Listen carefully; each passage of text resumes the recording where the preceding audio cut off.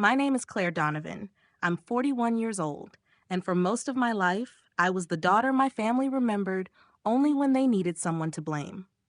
In public, the Donovans looked like the kind of family people envied. We had an old white house in Savannah, Georgia, with blue shutters, a magnolia tree leaning over the front lawn, and a family business that had been around long enough for strangers to treat our last name like it meant something. Donovan Textiles was printed on delivery trucks, woven into fabric tags, and spoken proudly at charity dinners. My father, Edward Donovan, loved that name. My mother, Caroline, polished it like silver. My younger sister, Vanessa, wore it like a crown. And me? I carried it like a weight around my neck, always trying to prove I deserved to belong to it. Growing up, I learned early that love in my family came with conditions. Vanessa was 5 years younger than me, beautiful in a soft-out, effortless way that made adults forgive her before she even apologized. If she broke something, my mother called her spirited. If she cried, my father dropped everything to comfort her. If she wanted something, somehow money appeared. But when I needed help, I was told to be practical. When I asked questions, I was difficult. When I worked hard, I was too serious. My mother used to say, "Claire, you always make things heavier than they need to be." What she meant was that I noticed too much. I noticed how Vanessa was praised for smiling while I was criticized for speaking. I noticed how my father's voice softened when he talked to her and hardened when he talked to me. I noticed how the same family name that protected them seemed to push me further outside the circle. The only person who never made me feel like a problem was my grandfather, Arthur Donovan. He was the man who started Donovan Textiles from almost nothing.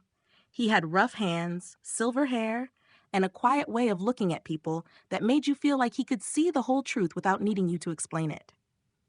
When I was little, I used to sit in his office above the warehouse while he worked. The room smelled like cedar, dust, black coffee, and fabric dye. Down below, machines hummed all day, workers shouted over the noise, and bolts of cotton, linen, and velvet moved through the building like rivers of color. Grandpa Arthur never talked much, but he always let me stay. Sometimes he would slide a peppermint candy across his desk without looking up. Sometimes he would hand me an invoice and say, "Tell me what you see." I was 10 years old the first time I caught a math error on a supplier bill. He smiled at me like I had just discovered buried treasure. That was when I fell in love with the business. Not the money, not the status, not the fancy dinners where my parents bragged about legacy. I loved the structure of it. The numbers, the people, the way one missed payment could hurt a supplier, one delayed shipment could affect a hotel, one careless decision could ripple through dozens of families. To me, Donovan Textiles wasn't just a company, it was a living thing. My grandfather understood that. My father did not. He liked the speeches, the handshakes, the photographs in local magazines. My mother liked being introduced as part of a respected Savannah family. Vanessa liked the attention, but I loved the machinery behind it all, the quiet systems that kept people paid and lights on. When I was 19, I told my parents I wanted to study finance so I could come back one day and help modernize the company. I had imagined my father would be proud. I had imagined my mother might finally see that I wasn't just difficult, I was useful. We were sitting at the dining room table, the one my mother only used when she wanted conversations to feel official. I had college brochures spread in front of me, scholarship forms stacked beside my plate, and a notebook full of plans. My father picked up one brochure, barely glanced at it, and set it down like it bored him. "Claire," he said, "business isn't just numbers. It takes charm. It takes people skills." I remember looking across the table at Vanessa, who was 14 at the time, and scrolling through her phone with pink glitter nails, not listening to a word. My father smiled at her anyway. "Vanessa has that natural warmth," he continued. "You're better suited for something behind the scenes." Behind the scenes. That phrase followed me for years. My mother nodded as if my future had just been decided by people who had never bothered to ask what I wanted. "Accounting would be stable," she said. "You've always been good with details. There's nothing wrong with being practical." Nothing wrong with being practical. Nothing wrong with being useful, quiet, and invisible. That was the role they had written for me. So I left Savannah. I went to Georgia State on scholarships and worked nights at a hotel front desk to pay for what the scholarships didn't cover. While Vanessa spent weekends at brunches and charity luncheons with our mother, I learned how to survive on vending machine dinners and 4 hours of sleep. I studied corporate finance, restructuring, debt management, and contracts. I learned how companies fail, not all at once, but slowly, through pride, denial, and people who confuse confidence with competence. Every exam I passed felt like a small act of rebellion. Every promotion I earned felt like proof that I had built myself without the approval I had begged for as a child. But no matter how far I went, my family kept the same story. Claire left. Claire was cold. Claire thought she was better than us. At holidays, when I came home, I was treated like a guest who had overstayed before I even arrived. Vanessa would float through the house wearing designer perfume and talk about our company as if she had built it brick by brick. My father would ask about my job with the polite boredom of a stranger trapped in an elevator. My mother would make little comments about my apartment, my clothes, my lack of a husband, my intense energy. And Grandpa Arthur would sit quietly at the end of the table, watching everything. 12 years ago, when I was 29, he called me on a rainy Thursday evening. His voice was weaker than I remembered, but still steady. "Claire," he said, "before you drive back to Atlanta tomorrow, stop by my office. I need you to sign something." "What kind of something?" I asked. There was a pause. "Protection," he said. I laughed softly because I thought he was being dramatic. Grandpa never explained things before he was ready. The next morning, I went to the warehouse. He was waiting in his office with a folder already open on the desk. The papers inside were full of legal language I didn't understand at the time: trusts, holdings, voting rights, beneficiary terms. I was tired, distracted, and still trusting him completely. He pointed to the signature line, and I signed. When I asked what it meant, he looked at me for a long moment and said, "One day, they may try to tell you that you don't belong. When that day comes, remember that I knew better." I didn't understand then. I would 12 years later, standing in a room full of people who thought they were about to erase me. Grandpa Arthur died 2 years after that rainy morning in his office, and when he was gone, the last person who truly saw me disappeared with him. At his funeral, my father stood in front of the church and spoke about legacy with one hand pressed over his heart, as if the word itself belonged to him. My mother sat in the front row in a black lace dress, accepting sympathy with her chin lifted, already performing grief in a way that looked beautiful from a distance.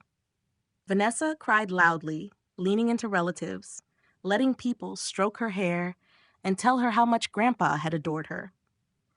I stood near the back, holding one of his old handkerchiefs in my fist, feeling like I was watching a play where everyone had memorized their lines except me. Nobody asked what I had lost. Nobody noticed that I was the only one staring at the warehouse workers sitting quietly in the side pews, men and women who looked more heartbroken than half my family did. After Grandpa passed, Donovan Textiles changed. At first, the changes were small enough that outsiders might have mistaken them for progress. My father repainted the headquarters, replaced the old wooden sign with a sleek metal logo, and hired a branding consultant from Charleston who used words like heritage luxury and emotional storytelling. Vanessa was given the title of creative director, even though she had never worked a full day in the warehouse, never balanced an invoice, never called a supplier at 6 in the morning because a shipment was late. She started hosting photo shoots among the fabric rolls, posing with scissors she didn't know how to use, smiling beside workers whose names she forgot the moment the camera turned away. My mother loved it. She said Vanessa brought elegance to the company. My father said she made the brand feel young. I said nothing, because by then I had learned that warnings from me were treated like insults. For years, I kept my distance. I had my own career in Atlanta, a small apartment with city noise outside the windows, and a job that demanded more from me than my family ever cared to understand. I worked in corporate restructuring, helping companies survive after their owners had denied reality for too long. Maybe that was why I saw the signs before anyone told me. A delayed vendor payment here, a quiet lawsuit there, a supplier who used to praise Donovan Textiles suddenly refusing to mention them. Then one night, My phone rang just after 11. It was Miguel Santos, the operations manager who had been with the company since before I was born. His voice was low and tense. "Claire," he said, "I shouldn't be calling you, but if someone doesn't step in, your grandfather's company won't make it another year." I sat up in bed, suddenly wide awake. Miguel told me payroll had nearly bounced. 2 long-term suppliers were threatening to cut them off. My father had borrowed against equipment, inventory, and future receivables. Vanessa had signed marketing contracts the company couldn't afford, including one ridiculous campaign involving custom perfumes sprayed on fabric samples for boutique clients. My mother had been using business funds for charity luncheons, designer clothing, and hotel stays she labeled as client relations. Listening to Miguel, I felt something cold and familiar settle in my chest. It wasn't surprise. It was the painful confirmation of what I had always feared. The people who had called me too serious were destroying the one thing they claimed to love. The next morning, I called my father. I tried to keep my voice calm.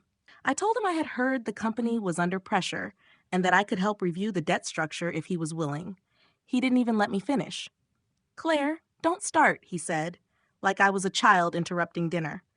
"You left Savannah. You don't get to come back and criticize from Atlanta." I told him I wasn't criticizing. I was offering help. He laughed bitterly and said, "No, you're trying to prove you're smarter than us. You always have." Then he hung up. I sat at my desk for several minutes with the phone still in my hand, feeling that old ache I hated admitting was still there. Even after everything, some small, foolish part of me had hoped he might finally say, "Yes, Claire, please help us." He didn't, so I helped anyway. Not for him, not for my mother, not for Vanessa.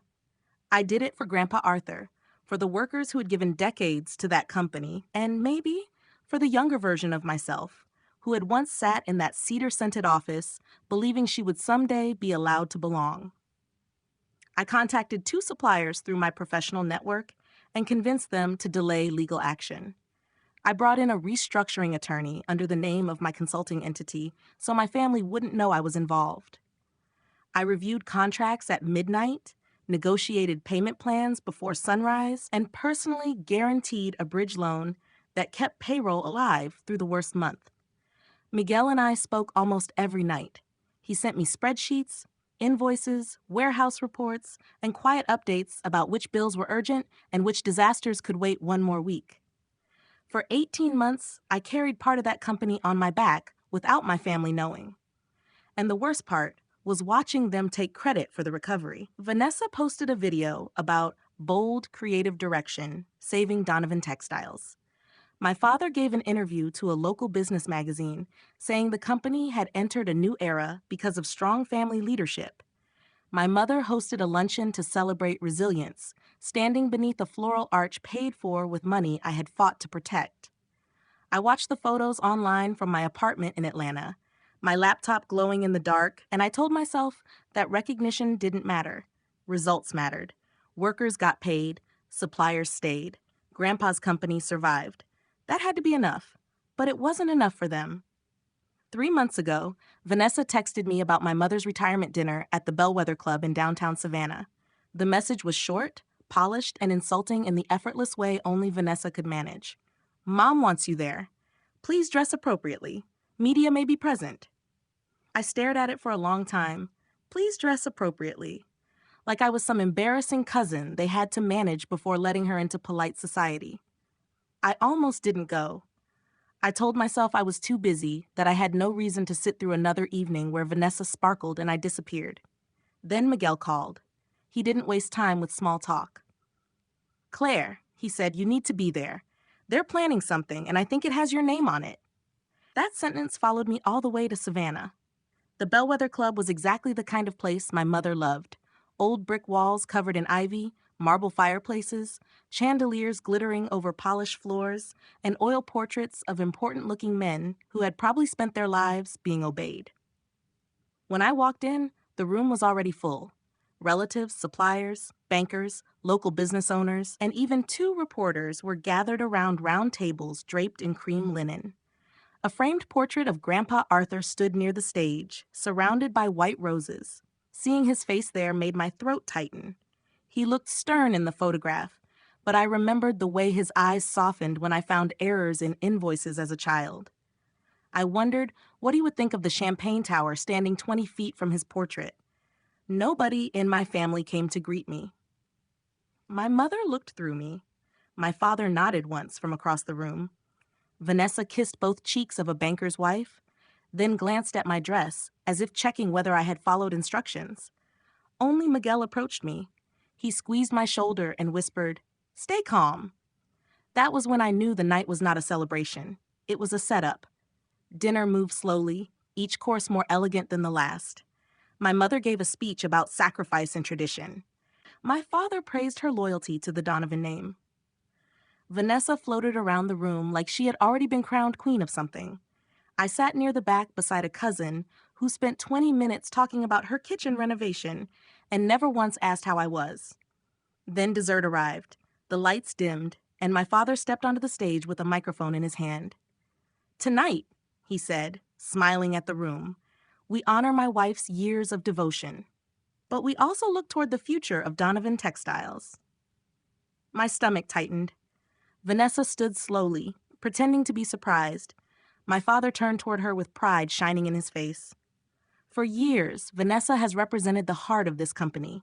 Her creativity, her loyalty, and her devotion to this family are exactly what my father would have wanted for our future. So tonight, we are proud to announce that Vanessa Donovan will become the future president of Donovan Textiles. The room erupted in applause. Vanessa covered her mouth like she was overwhelmed, but I saw the smile underneath her fingers. Then my mother took the microphone and looked directly at me. "And Claire," she said, her voice smooth as glass, "has built her own independent life in Atlanta. We are proud of her, of course, but she chose a different path years ago. She was never truly part of the company the way Vanessa has been." 60 people turned to stare at me. A waiter appeared beside my chair and placed a leather folder on the table. Inside was a document titled "Consent to Release Membership Interest and Waiver of Future Claims." Vanessa walked toward me with a silver pen in her hand and smiled like she was offering me a gift. "It's just a formality," she said softly. "Sign it, Claire. Let the family move forward." My father's voice hardened through the microphone. "Do the right thing for once." Everyone watched me. My aunt whispered, "Don't ruin your mother's night." My cousin muttered that I always had to be difficult. Vanessa held out the pen, her smile turning sharper by the second. I picked it up. For one moment, they all thought they had won. Then I set the pen down and said, "No." The word "no" left my mouth quietly, but it seemed to strike the room harder than if I had screamed. For a second, nobody reacted. The applause had died, the waiters had stopped moving, and even the clinking of silverware seemed to disappear. Vanessa stood beside me with the silver pen still in her hand, her smile frozen in place like a mask that no longer fit. My father stared at me from the stage, his face slowly turning red under the soft chandelier light. My mother's lips parted, not in shock exactly, but in warning. I knew that look. I had seen it at dinner tables, church events, holiday gatherings, every time I said something that threatened the version of our family she worked so hard to sell. "Excuse me?" my father said into the microphone. His voice echoed through the Bellwether Club, making the moment even more public than it already was. I could feel 60 pairs of eyes on me. Relatives, bankers, suppliers, reporters, old family friends, everyone waiting to see whether I would fold. My hands were trembling under the table, so I placed them flat against the cream linen to keep them still. "I said no," I repeated. "I'm not signing anything tonight." Vanessa let out a soft laugh, the kind she used when she wanted people to think I was being unreasonable. "Claire, don't be dramatic. It's just paperwork." "Then it can wait," I said. Her eyes narrowed. "It really can't." That was when I knew for certain. This wasn't ceremonial. This wasn't about cleaning up old records or avoiding confusion. They needed my signature. Whatever Grandpa had done 12 years ago, whatever those documents in his office had meant, it was important enough that my family had built an entire public trap around getting me to surrender it. My father stepped down from the stage and walked toward me, still holding the microphone. He was smiling now, but it was the smile he used with difficult clients. The one that said he was furious, but too aware of the audience to show it fully. "Claire," he said, voice low but still amplified. This is not the time. No, I said, looking up at him. That's exactly why you chose it. A murmur moved through the room. My mother stood. That is enough. But for once, I did not sit down smaller just because she sounded disappointed. My father leaned closer, lowering the microphone slightly. You sign that document, or I will make sure everyone here understands what kind of daughter you really are. You walked away from this family. You ignored your mother. You abandoned your grandfather's company. And now you want to embarrass us on a night meant to honor your mother? The old shame rose fast. It always did. That was the weapon they had sharpened for years. Claire left. Claire was cold. Claire thought she was better. Claire never cared. They had repeated it so often that sometimes, in my weakest moments, I almost believed them. Then I looked at Grandpa Arthur's portrait near the stage. His face was steady, stern, unmoved, and I remembered his voice from 12 years ago. One day, they may try to tell you that you don't belong. When that day comes, remember that I knew better. So I stood. The room shifted again. A few people sucked in quiet breaths. Vanessa stepped back like I had done something dangerous. I didn't abandon this company, I said, and I'm done letting you say that. My father's expression hardened completely.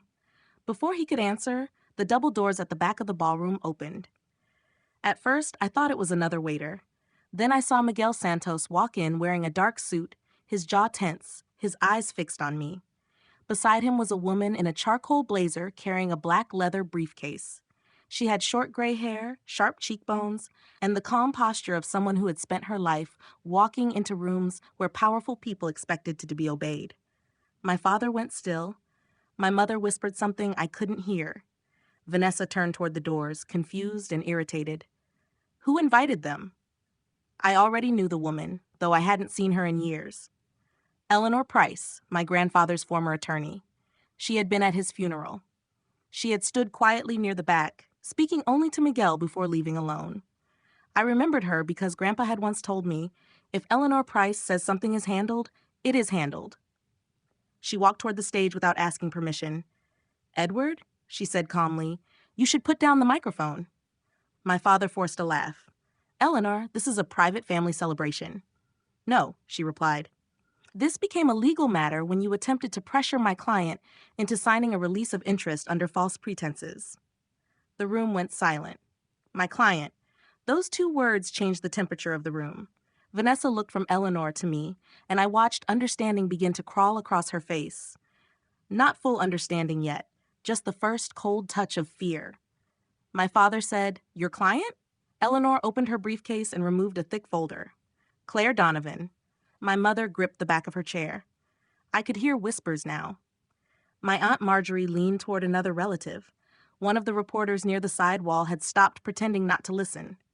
A banker who had been smiling all night sat forward, suddenly very interested. Eleanor placed the folder on the nearest table and opened it with deliberate care. 12 years ago, she said, Arthur Donovan created Magnolia Holdings Trust. The trust was established to protect Donovan Textiles from mismanagement, creditor exposure, forced transfer, and unauthorized dilution of family ownership. My father snapped, That trust has nothing to do with tonight. It has everything to do with tonight, Eleanor said, because Donovan Textiles is not available for transfer to Vanessa Donovan. Nor is Edward Donovan legally authorized to name her future president without trustee approval. Vanessa's voice cracked. What does that mean? Eleanor looked at her, then at my father.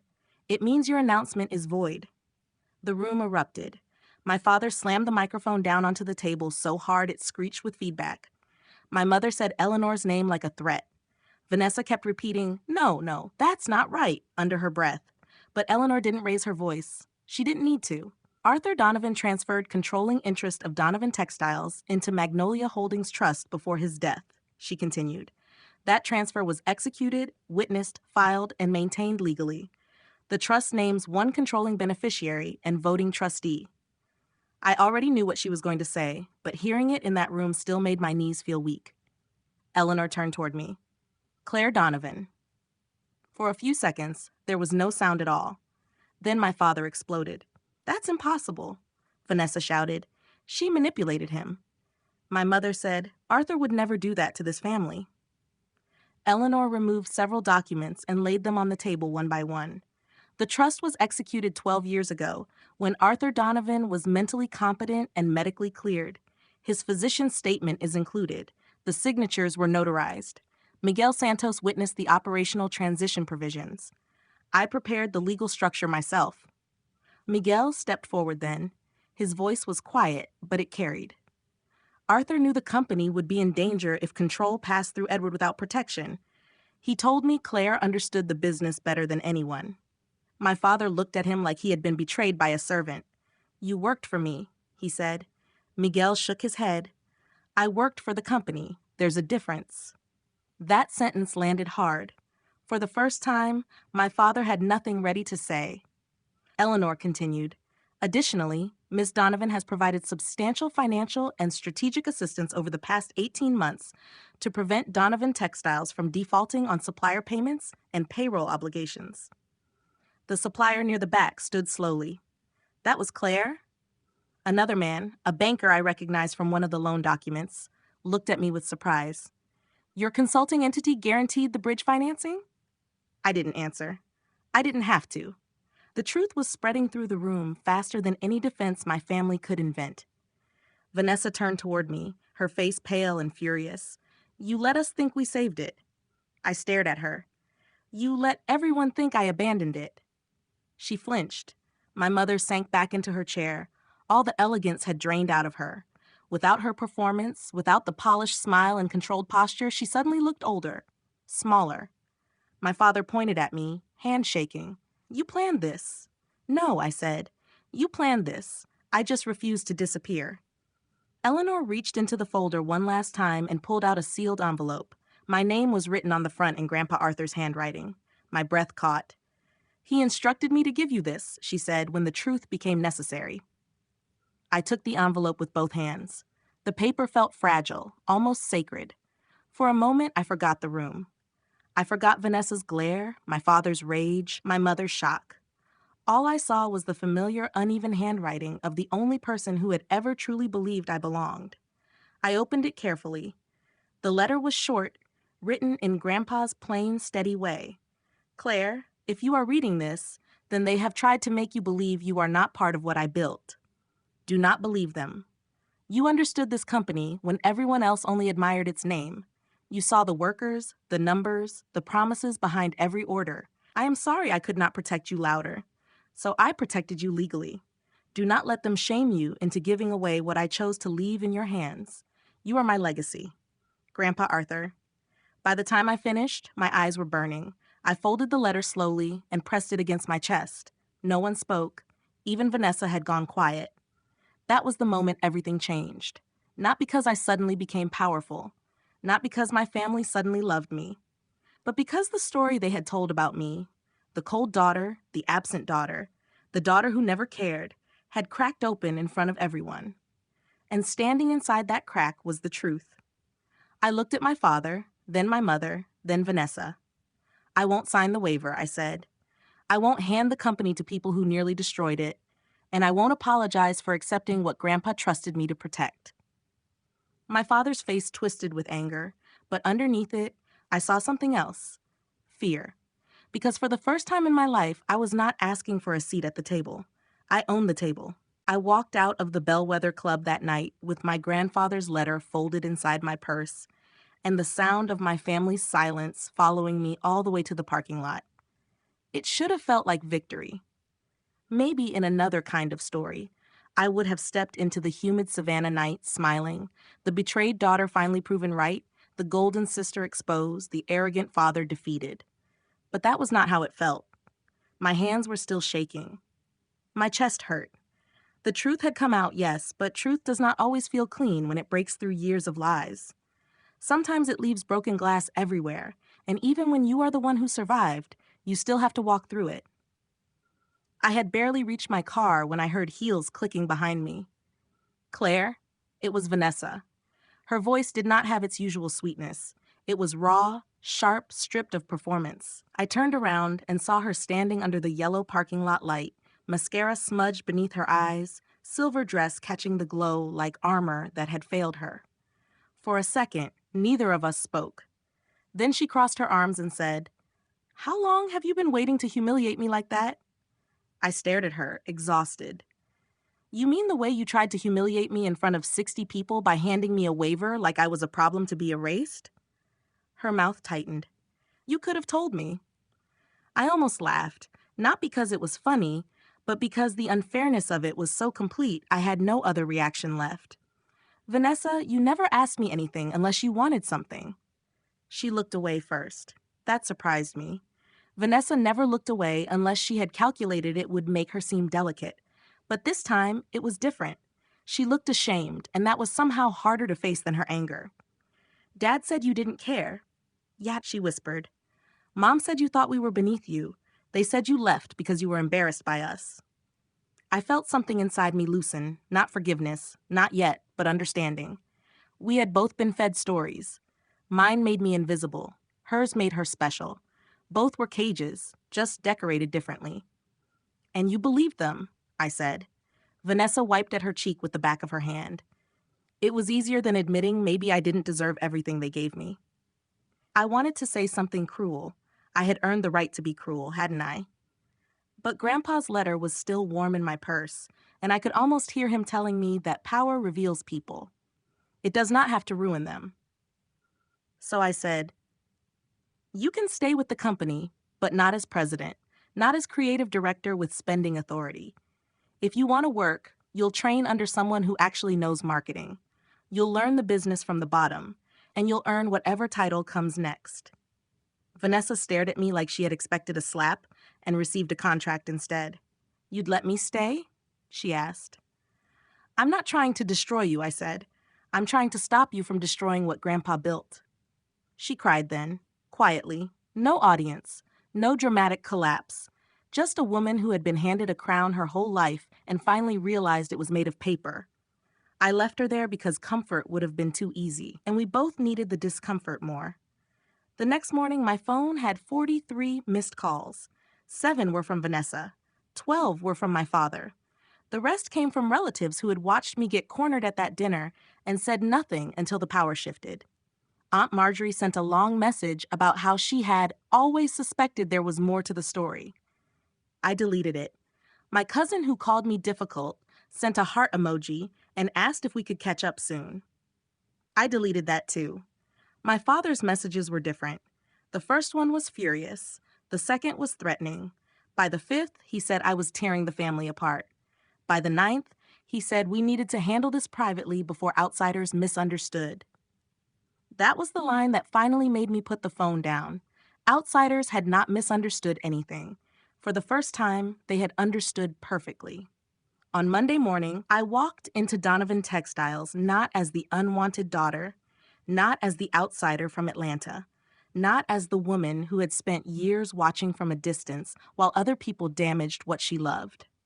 I walked in as the controlling trustee of Magnolia Holdings Trust. Miguel was waiting in the lobby with 2 cups of black coffee and eyes that looked tired but hopeful. "Arthur would have liked this," he said. I took the coffee and looked toward the warehouse floor, where machines were already humming, workers moving between fabric rolls, clipboards, pallets, and orders. The company was still alive, bruised, badly managed, financially strained, but alive. "Then let's make sure he still would," I said. The emergency board meeting lasted 4 hours. Eleanor Price sat beside me with a stack of documents thick enough to silence anyone who thought anger could beat legal structure. Vanessa was removed from all financial authority. My mother's expense access was terminated immediately. 3 marketing contracts were frozen pending review. My father was allowed to remain as ceremonial chairman for 90 days during transition, mostly because Eleanor advised that a sudden public removal might damage supplier confidence. He hated that. I could see it in his jaw, in the way he refused to look directly at me. But he signed the transition agreement because, for once, the alternative was worse. Miguel was promoted to Chief Operations Officer before lunch. When I announced it to the warehouse staff, they applauded longer than anyone had applauded Vanessa at that dinner. Miguel looked down at his shoes, embarrassed, but I saw his eyes shine. We gave overdue raises to the senior floor workers within the first month. We renegotiated supplier terms honestly. without hiding numbers or making promises the company could not keep. We sold the unnecessary showroom furniture Vanessa had ordered from Italy and used the money to repair two aging cutting machines. It was not glamorous. It did not look good in lifestyle magazines. But it was real business. It was the kind of work Grandpa had respected. My father resigned 47 days later. Officially, it was for health reasons. Unofficially, he could not survive in a room where I had the final vote. He came to my office the day before he left. Grandpa's office. I had kept the cedar shelves, the old desk, the framed photo of the first delivery truck. The only new thing was Grandpa's letter, framed behind my chair. My father stared at it for a long time. "He should have told me," he said. "Maybe," I replied. "Or maybe he knew you wouldn't listen." His face hardened, then softened in a way I had never seen before. "You always thought I didn't love you." I waited. Some part of me, the child part, still wanted him to deny it, to say he had loved me badly but truly. Instead, he looked at the floor and said, "I didn't know what to do with you. You didn't need me the way Vanessa did." That sentence hurt more than I expected. "I did need you," I said. "I just stopped begging where there was nothing being offered." He left without answering. My mother came 2 weeks after that. She did not wear pearls. I noticed immediately because my mother without pearls looked strangely unfinished. She stood in the doorway of Grandpa's office and asked if she could sit. For 10 minutes, she said nothing. Then finally, she whispered, "I raised Vanessa to be admired and you to be useful. I thought I was preparing you for life." I looked at her carefully. "No, Mom, you were preparing me to accept less." Her eyes filled with tears. This time, I did not rush to soften the truth for her. Some truths need space to hurt. "I don't know how to fix what I did," she said. "Neither do I admitted. But pretending it didn't happen is not an option anymore. A year has passed since that night at the Bellwether Club. Donovan Textiles is profitable again. Not wildly, not magically, but honestly. Miguel runs operations with the steady discipline my grandfather trusted. Vanessa still works in marketing under supervision, and to her credit, she is learning. Some days she resents me. Some days she thanks me. Most days, we are just two sisters walking carefully around the ruins of what our parents built between us. My father sends short emails about company history when I ask for details. My mother and I have lunch once a month. It is awkward, fragile, sometimes painful, but real in a way our old family dinners never were. And me? I still live in Atlanta part-time, but Savannah no longer feels like a place I was pushed out of. Every time I walk into Grandpa's office, I touch the frame holding his letter. Not because I need proof anymore, but because I spent too many years believing silence meant absence. Now I understand that some love arrives imperfectly. Some love arrives late. Some love is hidden in legal documents because the person giving it never learned how to say the words out loud. My grandfather did not give me a company so I could punish my family. He gave it to me so I could protect what mattered, including myself. For years, I thought peace meant staying quiet while other people wrote my story. But peace built on your own erasure is not peace. It is surrender. So when they asked for my signature, I finally gave them my answer, no. And that one word gave me back my name. Thank you so much for listening until the very end. If Claire's story touched your heart, or if you've ever felt overlooked by the people who should have valued you most, please leave a comment below and share your thoughts. Don't forget to subscribe to the channel and click the bell icon so you won't miss the next emotional story. Take care of yourself, stay strong, and I'll see you in the next story.